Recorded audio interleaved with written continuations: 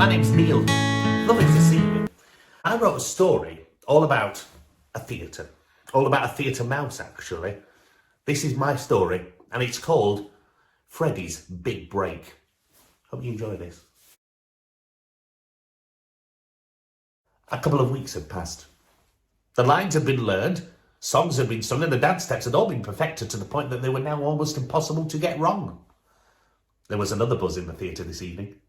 An opening night buzz, yes. For tonight, The Owl and the Pussycat was making its theatrical debut.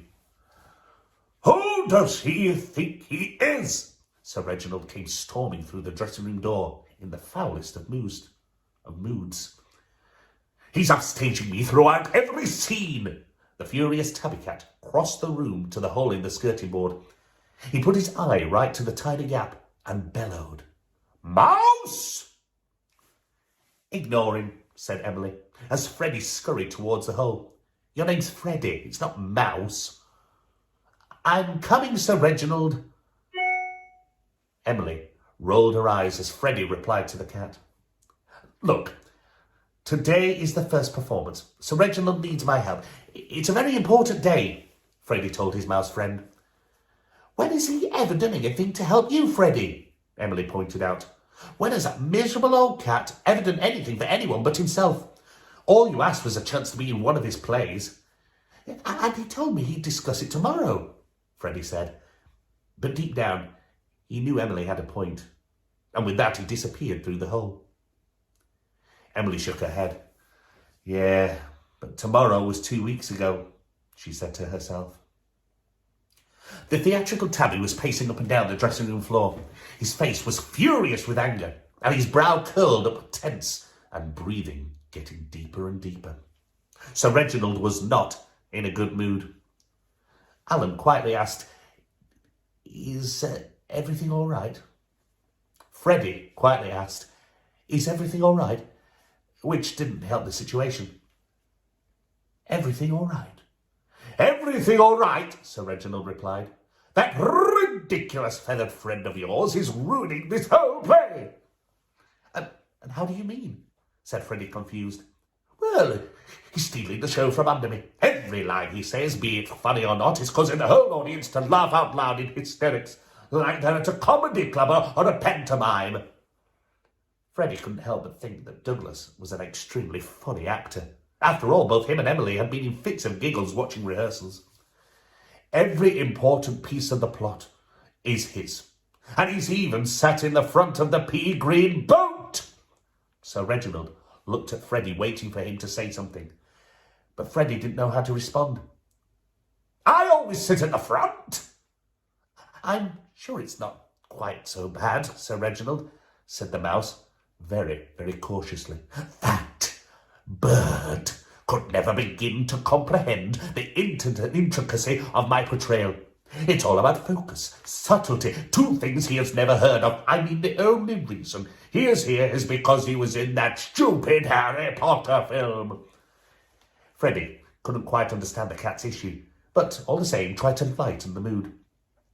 Well, at least ticket sales are good. After all, Douglas has brought in the crowds.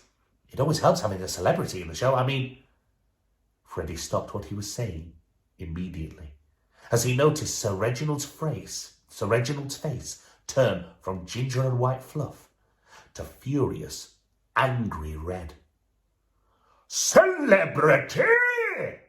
Bellowed the livid tabby cat. With so much fury in his eyes, he was seconds away from tearing into Freddy. But then, suddenly, the dressing room door flew open. Absolutely amazing! Douglas swooped through the air, all the way above them and on top of the old wardrobe. Have you heard that crowd? They love us. They absolutely love us, Reggie. And have you seen the number of seats we sold? It's a full house every night.